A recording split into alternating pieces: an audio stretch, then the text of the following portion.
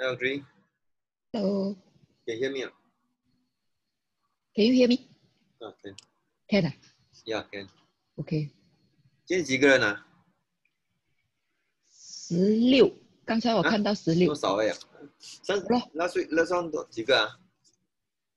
Last one 好像有20多个。越来越少，奇怪。The first one 有30多个。有咯。嗯。哎呀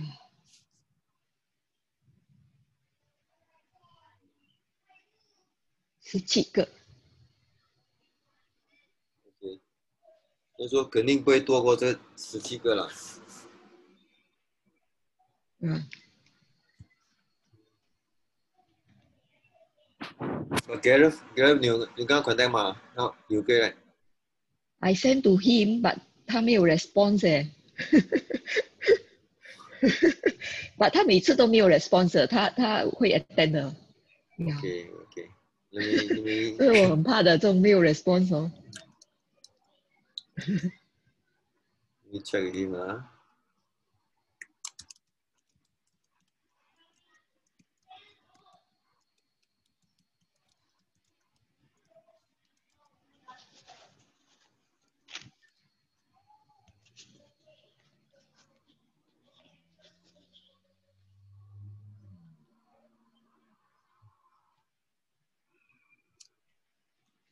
去拿东西。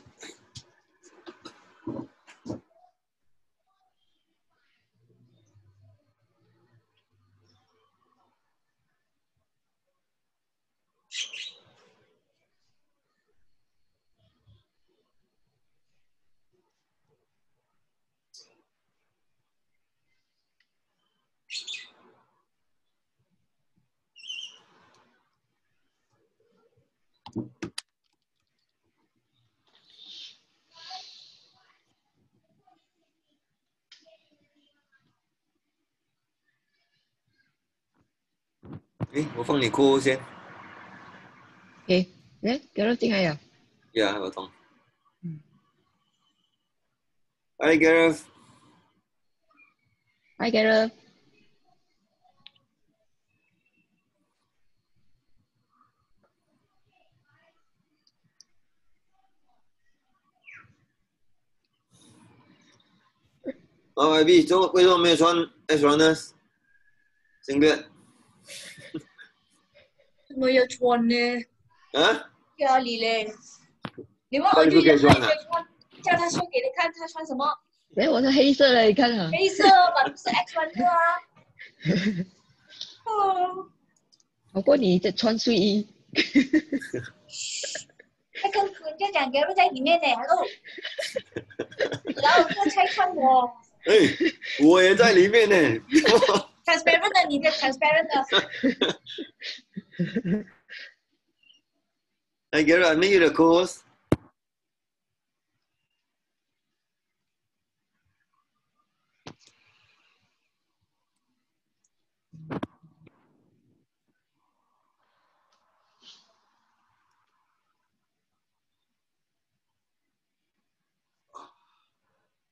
Wow. So how, Ivy, Audrey, are you all attending tomorrow? Tomorrow? Sikit ah? Ya, sikit lah. 不可以让我做工嘞。I got driver to send me to work 嘞。I chauffeur need to send me to work 嘞。You are a liability to X-Runners.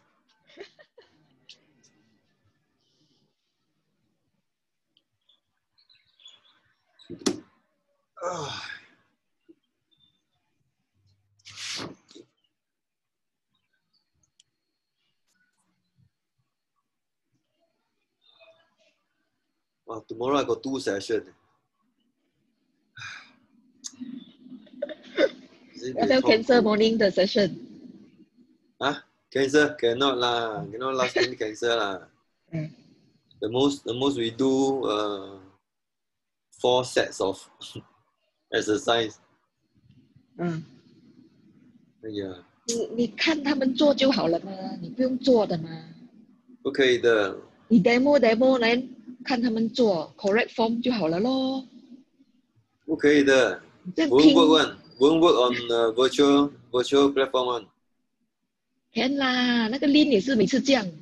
啊 Lin 他一天有时候有5 classes 哎，那你可能一直做， ，yeah 啦，that's right. 做到他手断了。Yeah 啦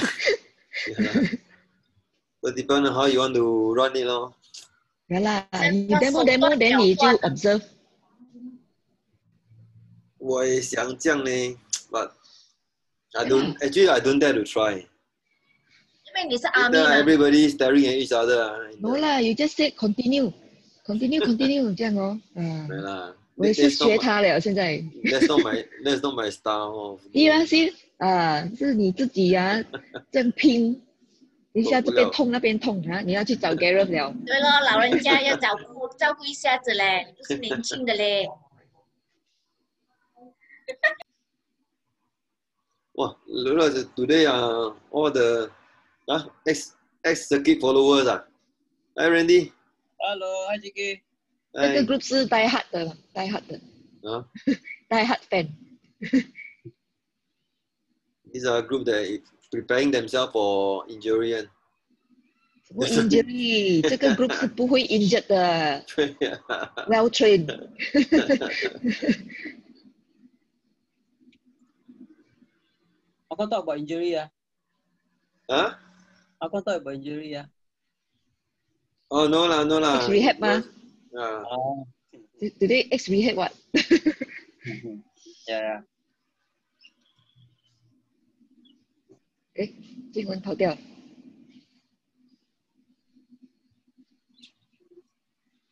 又进来了。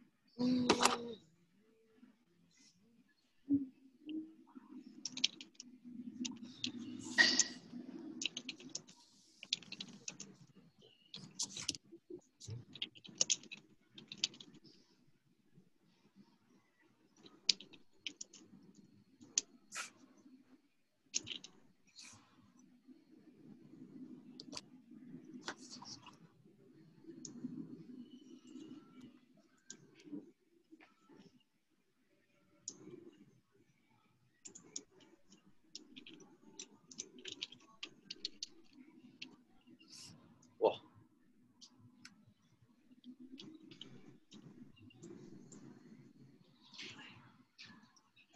，Gymman running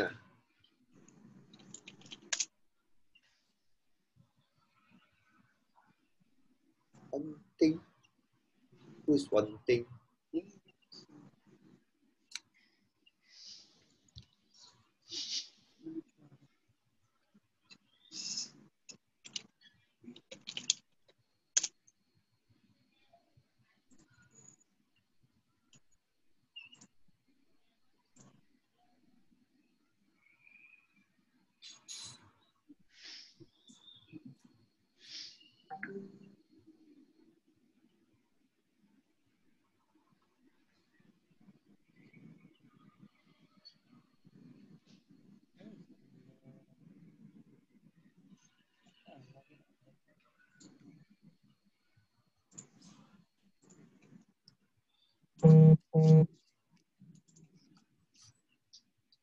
Hello, boy. Where are you from?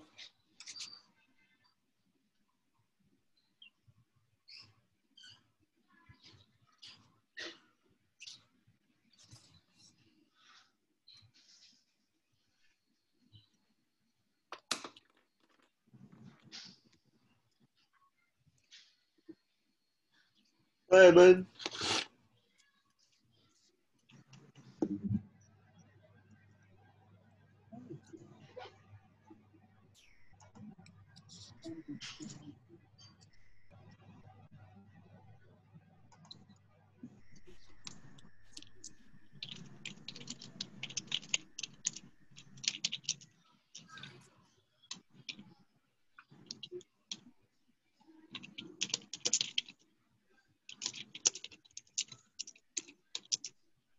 吉他跑进来了。我进来了，有人 entertain 你啊。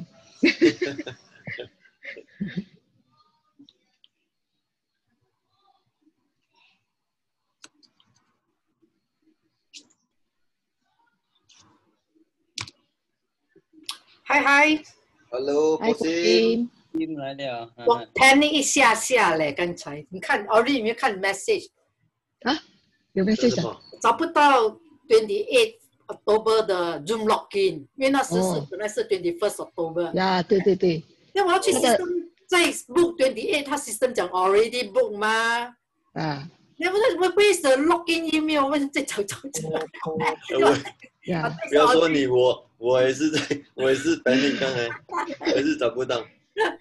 就说不懂会不会 same as the 21st October？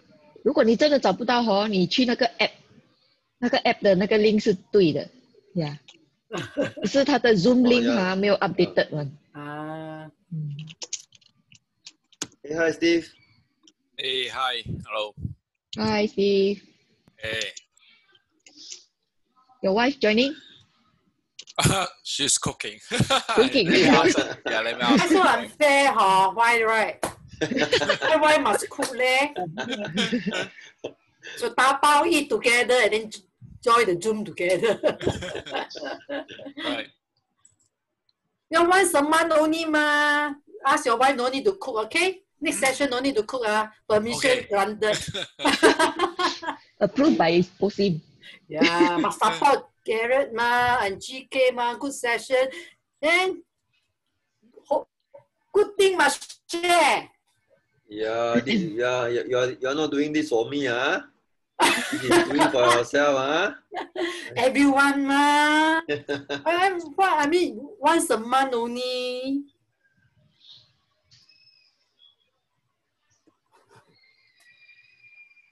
It's very important some more ma. Oh, you are, Steve, huh? You can ask your wife to Yeah, stop yeah. cooking. We'll ask her to join. Oh, eat later, never mind.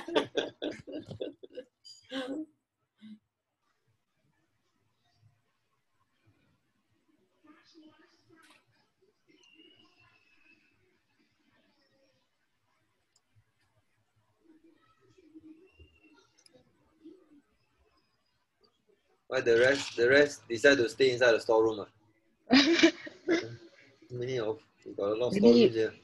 rushing back from home, from work lah. Huh? I haven't make up yet lah. I haven't washed face, comb hair.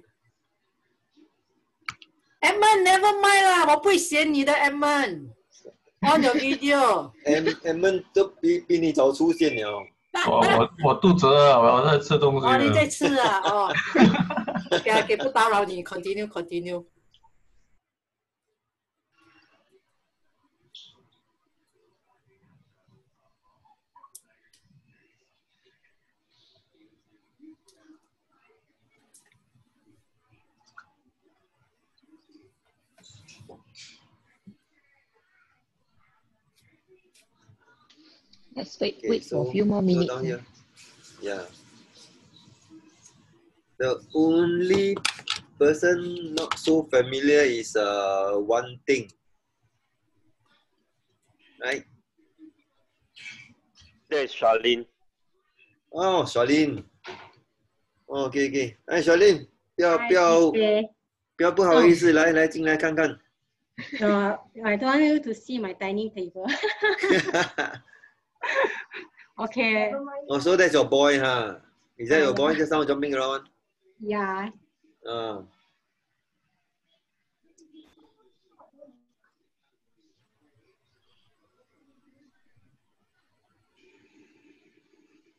Hi, Colin.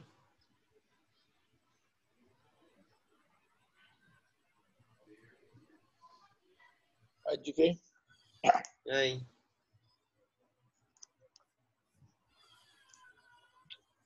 Looks like it's really the X-Circuit followers. Hey, Colin, I saw you running this morning. He's not running. Yeah. I shot one. Right. I think around the Jervois Road there, I think. Yeah. Usually there's a road I take the boys. Uh, I go down to the boys, cut all the way out to Tanglin. were you caught in the rain? Yeah, slightly, sir. Okay. Colin never see you run before. Can you join us on Sunday? I find that you're too fast for me.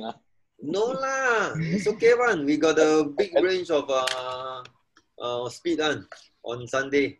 I look at the pace, when I look at the pace, I'm a bit scared before I go. Oh, no pace one lah. There's no. You come, I will follow your pace. Okay. You call Mike along also lah. Yeah. Oh, you are with Mike, eh? Mike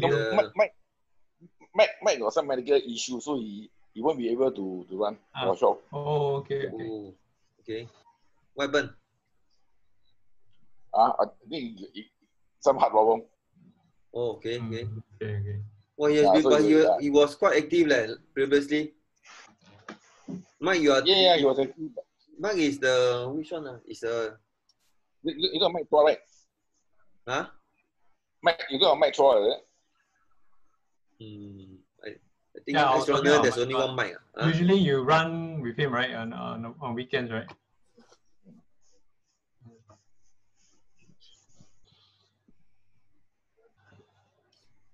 Okay, I think maybe we get started lah. So that we can start on time, and I think Gareth was also have another session to catch up. Yep. Right. So for those who just join us or probably join us for the first time, I think thanks for being here, right? And thanks for being here not for us. Thanks for being here for yourself. All right. This is already the third series that we have. Yeah, the first one we talk about the Achilles tendon, then second one then we talk about the runner's knees, and so today we actually will have an opportunity to hear about this plantar fasciitis. I think without further ado, I think maybe we just allow this Gareth to take over this session. Okay, hi, evening guys and ladies and gents. Okay, so I'm just gonna jump straight in. So we're gonna talk about the plantar fascia today. So just a little bit on the anatomy. The plantar fascia is actually a thickened fibrous band, okay, found on the base of your foot. Can you all hear me? Okay. So it's on the plantar surface or the base of your foot, or what we call the sole. Okay, it starts from the medial calcanea or the medial aspect of the heel. Okay, so the heel. Okay, then it spreads. It goes down as a thick band, and then at where your toe bones start. Okay, your metatarsal phalangeal area. That's where it splits into the 5 different sheaths that go into the different toe flexors. So that's what the plantar fascia that we are talking about looks like. Okay, so what is its role? Is actually functions as a tension bridge in the foot. Okay, meaning this concept called the windlass mechanism, if you have heard of it before. So whenever we go from our heel and then we land and then we go into our toe, just at that terminal or the final part before we push off with our toes, okay, at that point it's when the plantar fascia does its job. Okay, it tensions up, okay, stiffens the foot so that you have a steady or stable base for which you can push off. Okay, so in this posture, if you look over here, what happens is that the plantar fascia gets stretched because the big toe is extended. Okay, then it shortens and it causes the bones in between to go into a closed pack position. Okay, so it closes up so that it becomes stable. Okay, and at that point of time, the plantar fascia becomes very stiff as well. Okay, so if you do want to find out more later, what I can do is I'll just send this link into the chat group. Then you can just watch this other physio who did a very good demonstration and explanation of this whole windlass mechanism. Okay, so that's one of the main purpose for the plantar fascia is to provide this arch support at that point of time in our run or our walk. Okay. So another muscle that I want to talk about is the Achilles tendon. Okay, so we talked about it 2 months ago when we talked about Achilles tendinopathy. Okay, so how is this linked to our plantar fascia? Okay, so the Achilles tendon, okay, inserts into the calcaneus or the heel. Okay, there's no direct, it's not like one piece of muscle. So it doesn't mean that your calf becomes your Achilles tendon, then it inserts into the heel and then becomes your plantar fascia. It's not that. What happens is that there is some communication or some connective tissue or fascia, okay, between the Achilles tendon, okay, or the more exact term is the paratendon of the Achilles tendon. Okay, so it's actually this area here. If you just look at where my mouse is, okay, it's actually a sheath, okay, which the Achilles tendon runs through. Okay, so this sheath, okay, has connective tissues all the way into the plantar fascia area, which is at the medial heel. Okay, so that's why if you notice, or rather what a lot of findings or research have shown is people with plantar fasciitis, a big portion of them actually have tight or weak calves. Okay, but it doesn't go the other way around. It doesn't mean that if you have tight or weak calf means you confirm will have plantar fasciitis. Okay, you get what I mean? So what they found in the research is that those with plantar fasciitis, a big percentage, I think it was 60 to 70% of them had issues in terms of weakness or tightness of their Achilles tendon. Okay. Okay, so let's break down this issue. Okay, so when we talk about plantar fasciitis, your plantar fascia, okay, which is what we talked about, and then itis is inflammation. Okay, so inflammation of the plantar fascia. Okay, that being said, actually in the past 10 years, more and more research has shown, okay, even during live operation where they try to release up the plantar fascia, what a lot of surgeons and doctors have found actually is that there is very little findings of inflammation. Okay, so it may not always be the case. It may not always be an inflammation of your plantar fascia. Okay, so what we are trying to move towards in terms of calling this condition is actually calling it a plantar fasciopathy. Okay, so it's a general term for injury because we don't know is there inflammation or not. Sometimes if there's heat, there's swelling, okay, we can see and we can palpate that swelling.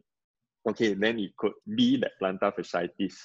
Okay, but there's other terms or more accurate terms that the doctors are finding that causes that pain in the medial heel, right? The other term that we use is this thing called plantar fasciosis, which is the thickening of the tendon. Okay, all very cheap, but actually we just use one word called plantar fasciopathy, which is the same as what we were talking about when we talk about Achilles tendinopathy. Okay, it's really just a general term for the injury to that muscle group.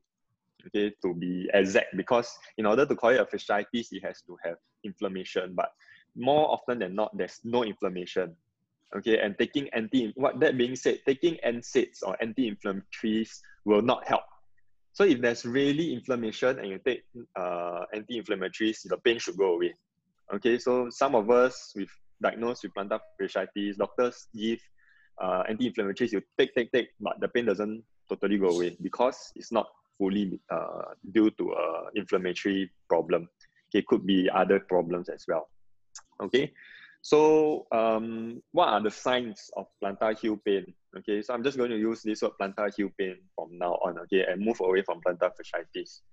Okay, so you have pain on the plantar aspect of your heel. Okay, so really this area, especially so on the inner aspect where the plantar fascia starts from. Inner means on the inside of the heel. Okay, it's usually more pronounced on the first few steps after waking up or prolonged rest. So a lot of my clients with plantar fascia heel pain, okay, tell me the most painful is when they wake up and take the first few steps to the toilet. After they brush their teeth or they wash up, or finish breakfast and they're walking to the MRT or walking to their car, the pain actually gets lesser. Okay, so with some movement, the pain goes down. Okay, and it becomes worse again, maybe after sitting for a long meeting, 2 hours. Then they stand up and they try to walk. Then they feel the pain again. Okay, so that is one very, very telltale sign of plantar heel or plantar fasciopathy. Okay, when the heel is unloaded, meaning you are resting or you are not stepping down. Okay, there's no pain. Okay, pain is worse when walking barefooted. So a lot of times people end up start to wear slippers at home, thicker shoes. Then the pain is lesser. Okay, and then sometimes when we palpate, when we press it right at that spot, that medial heel spot, then you will jump. Okay, there's that pain there. Okay. Okay, so what are some of the reasons that people can develop plantar heel pain? Okay, so running with improper footwear, your shoes, you've used it for too long, done like 10 marathons and still haven't changed your shoe, and you train and run in the same shoe, you know, that kind of things. Means too much use of the shoe is worn down, there's not enough cushioning. That's one. Okay, sudden increase in your training intensity, especially speed, plyometrics, and heel workouts. Okay, so why these few specific training programs that I picked out? Okay, why? Because when we do speed training, many of us tend to go more onto our toes, to so-called sprint. We do sprinting more on our toes. Okay, and one of the problems with that is that we load our big toes too much. Remember the windlass mechanism that I was talking about at the start, where the big toe is one of the major contributing factors. When it's extended, it actually stretches the plantar fascia. If it's not ready or the body is not geared or conditioned for that, that sudden increase of sprinting too many times causes micro tears in the plantar fascia, and with that causes degeneration in the plantar fascia as well. So speed training is important, okay, but we need to progress it. Okay, don't suddenly start doing too much of the speed training. Okay, same thing for plyometrics. Plyometrics is all about jumping, sudden bursts, land and take off. So a lot of us also do land on our toes. Okay, and that's it, the principle is the same. Heel workouts, same thing. When we are running uphill, we tend to go onto our toes and then we tiptoe and run up. Okay, so that also activates the big toe into extension, so it pulls on the plantar fascia. If you do too much of it, it can cause that plantar heel pain. Okay, so one other reason for plantar heel pain can be overpronation of the foot, okay, or what we commonly call flat feet lah. Okay, flat feet, overpronation of the foot. Doesn't mean everyone with overpronation of foot will get plantar heel pain. Okay, I just want to qualify it. It just, when your feet collapses, when you land, okay, that puts your plantar fascia in a greater stretch. So when you go into that tiptoe or that toe off with your big toe, it does increase the tension through the plantar fascia. Okay, so it can be one of the causes, but it's not been fully established as, whoever who has flat feet will surely experience plantar heel pain. Okay, and just something interesting to note, a lot of times we talk about pronation of the foot. Okay, actually pronation of the foot is good, and we need pronation of the foot. That's where the absorption of our impact goes into. Okay, when we land and we go into that pronation of the foot, it is important, but it's when we have the over pronation, that's when it can possibly cause some problems. That's why good footwear that supports or promotes better arch support, okay, can help to reduce the risk of this kind of strains. Okay, so overpronation of foot is one of the possible reasons. Tight and weak calves also can contribute to plantar heel pain as well.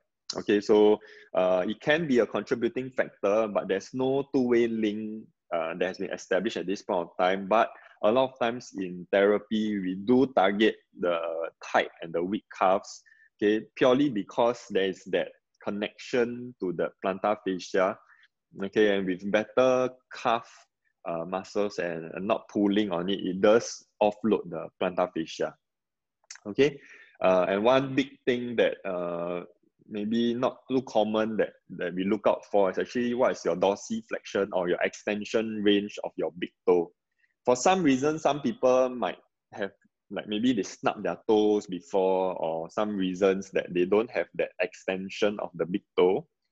Okay, then that's where you keep on repetitive movement, okay, and that can actually cause the plantar fascia to be injured. Okay, so sometimes what we do is we actually do some mobilization for that. Okay, so reduced dorsiflexion of the big toe has been found to contribute to plantar heel pain. Okay, so as I was saying, what is actually happening in the plantar fascia when you overload it or you strain it, okay, is microtrauma. Okay, it's really very hard to tear your plantar fascia, but there are issues or there are cases where the plantar fascia ruptures. Okay, and that one you will know for sure is very painful. When you step, it's very painful. Even at rest, you move, it's very painful. Okay, so what usually happens is microtrauma. Okay, so micro tears to the plantar fascia, which is common in all exercise. When we do exercise and we do the overloading, there will always be microtrauma in some form of micro tears. But sometimes when we keep on tearing it and don't allow it time for healing, and we have tight calf muscles and weak intrinsic muscles in the foot, okay, it doesn't allow the plantar fascia to heal properly. Okay, then over time it keeps scarring and scarring and scarring. It degenerates. It degenerates and isn't allowed to heal in that aligned manner. Okay, and that's when it causes problem. Every time it loads, when it's degenerated, okay, that's when you feel the pain. Okay, so how do we then stay away from this problem of plantar heel pain? Okay, is work at progressing, especially for speed work, plyometrics, and heel training. Okay, if you are looking at improving your run, okay, and you these are all important training methods. Okay, working on your speed, sprints, your plyometrics, and your heel training is all not evil. Okay, just that you really got to watch your progression. How you are adding on your speed work, what are your intervals, what is your rest timing, okay? So what are some of the programs that you can make sure that you are doing? Okay, strengthening program for the calf and intrinsic muscles of the foot, stretching of your calf, okay, and ensuring you have adequate big toe dorsiflexion. Okay, so sometimes what you can do is just compare left to right. Okay, don't ask me what's the or should I be able to bend up? You just look left to right, okay, uninjured side to the injured side, okay. Okay, so in terms of rehabilitation, so I'm going to run through this whole strengthening program and the stretching of the calf, okay, in the rehab program. Okay, so when you come in and if you do have plantar heel pain, what we will go through is pain management at the start. Then we will do strengthening program for the calf and the intrinsic muscles of the foot. Stretching for your calf, okay. When I say stretching from plantar fascia, for your plantar fascia, what I actually am targeting is actually the mobilization or movement of your big toe. So later I'll show you the picture of it. Okay, we do have there is emerging evidence to show that shockwave therapy, radial shockwave therapy, is beneficial and can help with the recovery for plantar fasciitis or plantar heel pain. Okay. And then, of course, we do trigger point dry needling of the calf as well to help with the loosening of any trigger point so that the calf is not so tight. Okay, okay, so pain management. We want to do rest. Okay, so if it's painful, we will do rest. So active rest, we find activities for you to do, okay, that doesn't aggravate it. So one thing to do is to avoid heel running at that point of time, avoid your sprints. If normal running on flats doesn't bring on the pain or doesn't worsen the pain after you rest or the next morning when you wake up, then you can continue doing that. Okay, so it's really about just taking a step back, allowing time for the healing process to take place. So avoid high impact activities, jumping, sprinting. Okay. So if you realize I didn't put icing in, some people do. You've heard of certain techniques where you freeze a bottle of water. You freeze a bottle of water, then you put it on the floor and you roll your feet over it. Sometimes it might work because if there is inflammation, that can help to reduce inflammation and your pain will go down. But like I said, it's not always due to inflammation in the plantar fascia. So that may not always work. Okay, so I've chosen to not put that in because that doesn't really solve the issue lah, in that sense. Okay. Okay. So GK, you ask a question later, I answer, or you want me to answer now? Later, okay. Okay, so let's talk about the rehab program. So we'll work for the calf, strengthening program for the calf and intrinsic muscles for the foot. So when I say intrinsic muscles for the foot, it's all the small muscles and the flexor muscles that are in your foot, that are in between the bones of your foot, okay, and the longer ones that cause that flexion. They contribute to supporting the arch. Okay. Okay, let's go on to the strengthening program. So gastrocnemius. Okay, so remember when we were talking about the Achilles tendon, the calf is actually made up of two big muscles. Number one, your gastrocnemius. Number two, your soleus. Okay, so soleus and gastrocnemius. Okay, so your gastrocs strengthening program is very simple. Is doing tiptoes.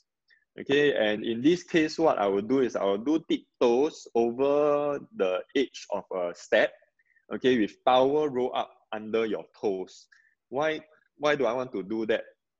Is that when the towel is under the toes, it causes that extension of the toes, which is what I want to promote, more extension in the toes. Okay, that will help to put the tension through the plantar fascia at a low impact level. Means we are not slamming it down. It's really just that nice up and down. Okay, so what I will do is 10 reps, 5 sets, twice a day. Okay, when I write here concentric, isometric, eccentric, meaning what I'll do is I will do a 3-second up. Okay, so don't go shooting up. We go tiptoe up in 3 seconds, reach the peak. Hold it for 2 seconds, 1, 2, and then lower yourself down in 3 seconds, reach the bottom. Okay, so we can do it with both legs at the start, especially when it's painful. When the pain is much lesser, then we can go to doing single leg. Okay, means on the leg that is injured. Okay, while you are doing this, it is expected for you to feel some amount of pain. Okay, so on a scale of 0 to 10, anything about 4 and less is acceptable. Okay, so when you're doing this tiptoe up and down, you might feel some form of discomfort. That is fine. Okay, on a scale of 0 to 10, 4 or less is okay. Okay, so strengthening program for your gastrocnemius. Okay, next thing that we'll work on is the strengthening of the soleus. So when does the soleus work? Is when your knees are bent. Okay, that muscle is put at a more advantageous position compared to the gastrocs when the knees are bent. Okay, so we'll do the same thing, okay, as the straightening, but this time with a mini bend in your knee. Okay, so if you look at the picture, the knee is slightly bent. Okay, because when you bend the knee, your gastrocs are already shortened. Okay, because your gastrocs cross the knee and cross into the heel. So it's a 2 joint muscle. Okay, so when you actually bend the knee, okay, your gastrocs already shortened. So it's not at it's a less advantageous position compared to where the soleus is inserted. Okay, so that works the soleus more. Okay, so same thing, we'll do 10 reps, 5 sets, twice a day. Okay, the next thing that I will work on is actually the big toe flexor.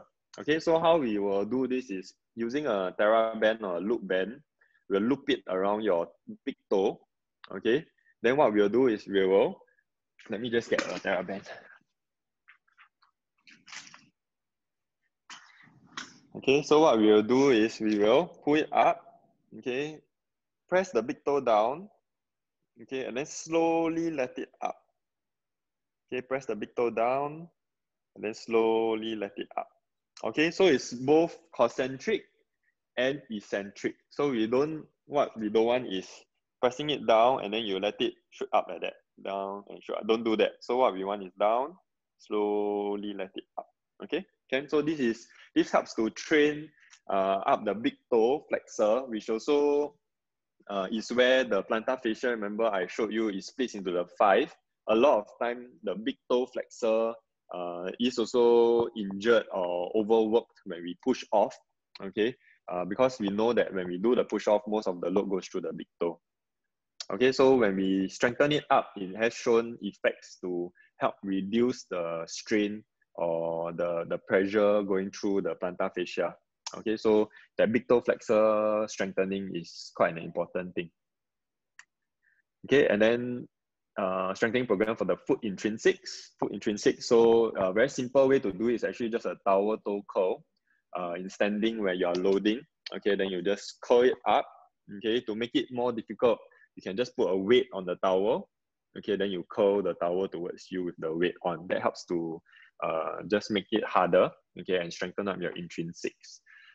You can do it in sitting first, then progress it to standing where your body weight is also in play. Okay, so how I'll do it is just maybe you just sit down in front of the TV 5 minutes, just keep curling, push it out, curling, push it out, curling, push it out. Do it twice a day. Okay, so these are the few strengthening programs. So gastroc, soleus, big toe, and your foot intrinsics. Okay, so what we will also work on is stretching for your gastrocs. Okay, so if you all can see, sorry. Okay, if you all can see that pick the picture here. So gastroc stretch or your calf stretch, the common one is where you keep your knee straight, the back knee straight, heel on the floor. Okay, then you lean forward. Hold for 30 seconds, do 10 reps a day. Okay, so split up your 10 reps. You can do 3 in the morning, 2 in the early afternoon, 2 in the late afternoon, 3 in the evening, however you want to do it. But just don't do it like 10 in the morning or 10 at night. Then the rest of the day, you're not stretching it. Okay. Next one will be the soleus stretch. Okay, so it's similar to the gastroc stretch. The only difference is that the knees are bent. Okay, so the back knee is bent. You lean forward, you'll feel the stretch lower down in the calf, closer to the heel. Okay, so this one you can hold for 30 seconds, 10 reps a day. Okay. And then what we will do is this big toe extension. So what is commonly taught as a plantar fascia stretch, which is this position. Okay, this position. Like I say, the plantar fascia is a fiber. Okay, it's meant to be taut, like your ITB. Your ITB is meant to be taut. There must be some tension going through. Okay, so what we do want to work for in terms of the plantar fascia is actually this part here, your big toe extension. Okay, we want that big toe extension to be your big toe to be able to extend out. Okay, into extension. Okay, so what you can do is just pull it back. Okay, especially your big toe. Okay, hold it for 30 counts. Okay, then let it go. Pull back, hold it for 30 counts, and then let it go. Okay. Okay, of course, then there's shockwave therapy. So shockwave therapy is basically this machine that can deliver very focused, high intensity, 1,000, 2,000, 3,000 shocks, means punches, okay, through this transducer head. Okay, and what it does is to break down any of the scar tissues that has been malformed or forming there, but it doesn't heal properly. Then it promotes blood circulation. It promotes that realignment of your collagen fibers or the fibers that are that make up your fascia. So there has been quite a bit of studies in the recent years that actually promote shockwave therapy. That it is useful on top of your strengthening program. Okay. I don't know how many of you have ever tried it or heard of it before. It's really like you know, those kind of construction site, those kind of drill. You hear a pa pa pa pa pa pa pa pa pa, and it's really like 1,000 shots going into your heel lah. So there will be pain when this is done, but how we do it is we will adjust the intensity according to pressure bars. Okay, so depending on the machine as well. So we'll go according to your pain tolerance. Yeah, so those who love pain one, the maximum 5 bar So far, from what I know, the max I've ever seen someone tolerate was 3.5 bar lah. So if you can go beyond that, okay, I don't know. It doesn't mean you are stronger, okay, just your tolerance is higher. But it doesn't mean it's better as well. So it really goes according to your pain tolerance. Then we do about 2,000 shots per session. Let you go back, rest for a week, do your strengthening exercises, and then come back and then do about 3 sessions of this, and then you see how the pain goes. Okay, so one of the most prominent or most telltale signs that you are recovering is the morning first step. Okay, when you walk, there's no more pain or very, very little pain. Okay, of course, what we do also is dry needling. So the same reason of a tight calf, okay, we can solve that problem with dry needling, which is kind of like a reset button to normalize the tone, but you still need to do your exercises. So the mainstay treatment will still be the exercises, the strengthening, but we do have other adjuncts like shockwave therapy and dry needling to help speed up the process. Okay, so just a recap for rehab. If you come in with plantar heel pain, this is what we'll do. We'll do pain management, strengthening program, stretching, shockwave possibly, or dry needling possibly, but we won't jump into it. A lot of times we go through the stretching and strengthening program first. Okay, but if you've had this plantar heel pain for months, like more than 3 months, and it hasn't been going away, and you come in and see a physio, we might just recommend you to just try the shockwave therapy straight away. Yeah. Okay, so main thing is really, if you have that pain, you've tried all these stretches and the pain is still there, don't live with the pain, seek professional help. Okay, so at Heartland Rehab, we do have, we recently purchased the shockwave therapy machine, both for our Bukit Merah branch and our Orchard 111 branch. So it's something that we can possibly explore and help you along with this recovery journey for plantar heel pain. Okay. Yeah, so, sorry.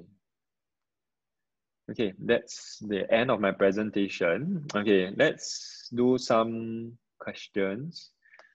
How do we differentiate plantar heel pain with heel bursitis? Okay, so heel bursitis tends to happen. So if this is the Achilles tendon and this is your underfoot, right? The heel bursitis tend to happen around here, where the Achilles tendon inserts into, there's a bursa there, your heel bursa.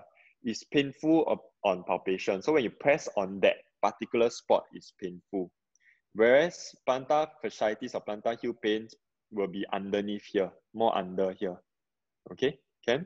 So there is the fat pad as well on your heel. That can also sometimes get inflamed and cause pain, but that will be more general. Okay, it will be all around. Whereas plantar heel pain usually tends to happen at where it originates. So it really originates from the medial aspect, so it's the inner part. Okay. Will icing help with heel pain? So like I said, it really depends. If it is due to inflammatory condition or inflammation, then the icing will help. It will help pain in a way because icing numbs you lah. So with the ice, you feel numb. Okay, it reduces the pain, but when that all your the sensation comes back, then it doesn't really solve the problem. So like unless it really is an inflammatory issue. Okay, oh, Keng Lee has done it in CGH. Yeah, so now a lot of the public hospitals are jumping on board and doing this shockwave therapy. Okay, how long does heel pain typically stay? It can stay from, so there are phases for plantar heel pain. Okay, so it can range from anywhere between 3 weeks to about 6 months. Yeah, so it really depends on how bad the injury is and what are you doing. If you keep on injuring it, then it's going to stay for longer than that lah. Yeah, so it really depends on how bad the injury is. Okay, does it help to massage the foot by stepping on a tennis ball? I have actually moved away from massaging with a foam roller or water bottle or tennis ball because the idea of that is actually to stretch the plantar fascia. So when you step on a tennis ball and you roll it, it's kind of like massaging, okay, massaging your plantar fascia. I'm not saying that it doesn't work. It can help to reduce the pain for that period of time, okay, but it doesn't really solve the problem. So it can be used as a pain management strategy, okay, but we can't just say do tennis ball rowing and then don't do the strengthening, if you get where I'm coming from. Yeah, so you can use it as a pain management strategy. Yeah. Both strengthening and stretching are advocated as part of the rehab. So how do we know whether to stretch or to strengthen? Do both. Yeah, so we will never do in isolation. So every time we teach a strengthening, we always teach to stretch. Okay, and a lot of times actually why certain muscles tighten up is because they are weak. Okay, a lot of times why muscles tighten up is because they are weak. So when we do the strengthening, it prevents it from tightening up again. So we do want to stretch and strengthen. It's not exclusive. Okay, I hope I answered that question. Okay, is dry needling a once-off session, and is there any follow-up treatment to it? So dry needling, we use it as and when we need it. So if we find that the muscle tightness or that there are trigger points within your calf, after dry needling, you feel better. We do use certain measurement tools like the MET assessment, okay, where we can measure the length of your calf, or give a number to the length of it, not the real length of it.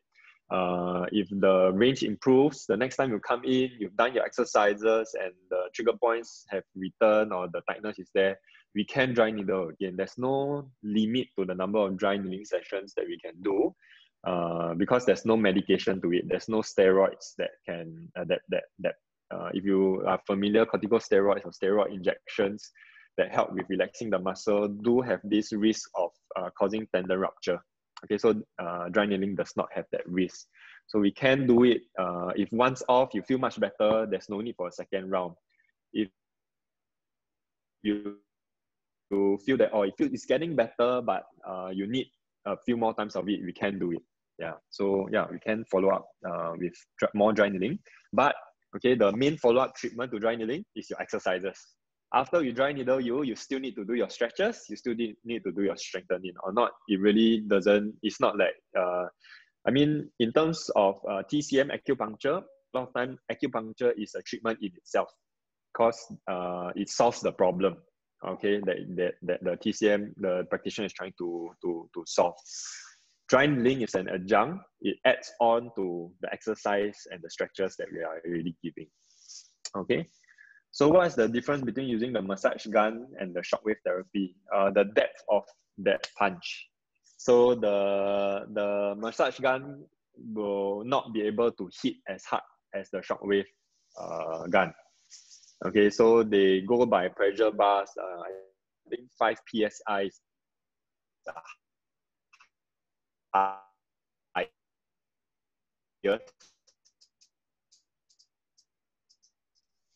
So that's go can hit per second. It's also different. So it really breaks down the tissues. And I don't think the massage guns were made to break down tissues. I hope not. Or not everyone will be getting injured using the massage guns. Yeah, so the massage gun is more therapeutic. It's meant to really relax up, do a lot of hacking kind of movement to the muscle. It cannot reach that depth of a punch like the shockwave does. Okay, what's the difference between dry needling and acupuncture? Oh, okay, $1 million question. Okay, so acupuncture is based on this whole idea of your meridian points, your qi. So the whole idea is really to improve the flow of your qi. Okay, so it is practice only done by TCMs. So acupuncturists and the traditional Chinese medicine practitioners, they are the only ones licensed in Singapore to practice it.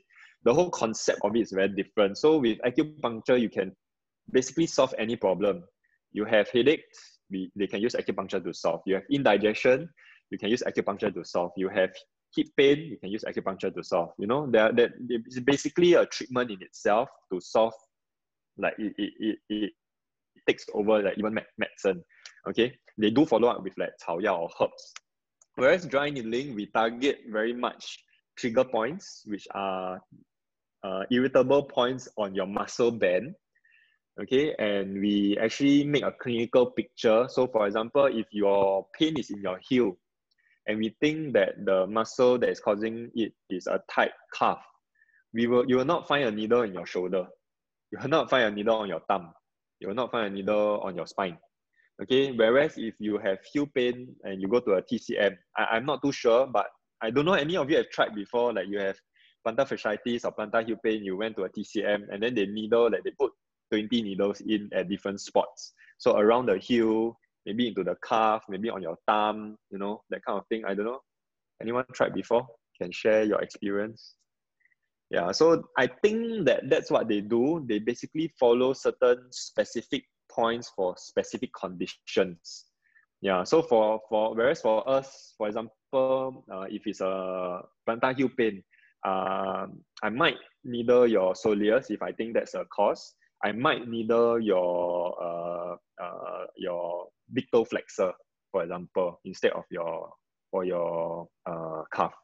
Yeah, so it's quite different, and we go deep, or we go into the muscle. So for calf and soleus, those are thick muscles, so we go really in to the muscles. Whereas for acupuncture, I think they have quite different techniques. They have where they just put it on the surface to allow the qi to flow, and then they have the ones where they try to like twist and then they flick. You know, that kind of very quite different from what we do at dry needling lah. Yeah. So I tried before 2 needles to the heel. Okay, yeah. So it really is dependent on, like, I would not needle the heel itself, because the heel itself is where the heel pads are, it's fat pads, and where it's just a lot of connective tissue. So I go for a lot of muscle fibers rather than tendons. So I don't needle tendons, I don't needle nerves. Okay, the only tendon that I will needle is probably at your piriformis tendon. Because that's about the only place I can needle, because the piriformis has your sciatic nerve running through. We don't want to irritate that. Yeah. So that's a rough idea of the difference between dry needling and acupuncture. Yeah. So acupuncture is more like the TCM side, whereas dry needling is Western and is very targeted on muscles. It's very targeted on muscles. Okay. Okay. So yeah, that's the end of my presentation. Any other questions? Oh, any other questions? Okay, if not, maybe we just thank Carol for spending the time with us and sharing his knowledge. And okay, let's have a good night. All right. Okay, All right. Okay, Okay. thanks Bye. everyone. Have a good Thanks, night. Carol. Thank you. Bye-bye. Welcome. Thanks, Bye. everyone. Thank you. Bye-bye. Good night.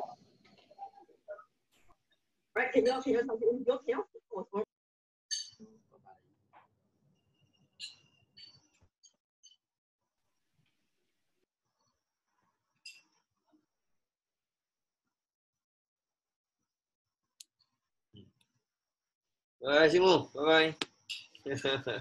吃晚餐了。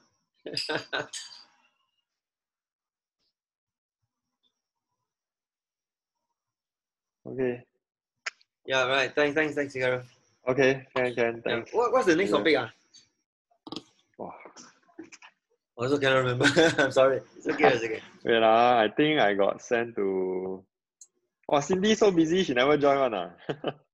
You know, see, no, actually Told she's her. really busy lah, because you got to take care of the kids, and now she's just starting off with true. her career, so it's quite tough lah. The job, right? Yeah. Yeah. Next one is a tibialis posterior tendinopathy. Tibialis posterior tendinopathy. Oh, okay. Quite specific, one, this one. Yeah, correct. But this one is yeah, I think it's a good, because a lot of people don't know that they have got this posterior tibialis. Correct. Yeah. Yeah. Okay lah. Actually, see my client already. Can. Alright. Hey, thanks. I catch up with you soon. Catch up with you. Okay, I see you. Okay. Bye bye. Bye. Bye. Thanks.